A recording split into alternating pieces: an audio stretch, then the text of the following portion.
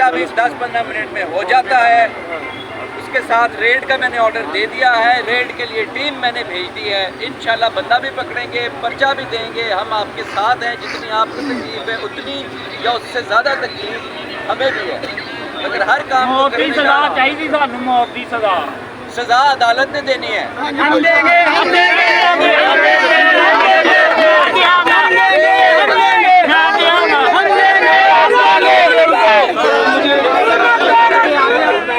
जड़ावाला में बस्ती ईसाइयों में मुबैना तौर पर एक ईसाई सलीम मसीही की जानिब से कुरान करीम की बेहुरमती के खिलाफ लोगों का शदीद एहतजाज। अवाम ने मसीही बरादरी के घरों और चर्च को आग लगा दी। लोग सड़कों पर निकल आए। सिनेमा चौक को ब्लॉक कर दिया गया। एसपी बिलाल सलहरी पुलिस की भारी नफरी के साथ मौके पर पहुंच गए। पुलिस ने बस्ती असाहे के तमाम रास्तों को ब्लॉक कर दिया है। बस्ती ईसाइयों के रास्तों के बाहर लोग सख्त नारेबाजी कर रहे हैं। सिनेमा चौक में एसपी बिलाल सलहरी ने मुफ्ती मोहम्मद यूनुस रिजवी के साथ लोगों के हुजूम से खिताब करते हुए पुरअमन रहने की अपील की।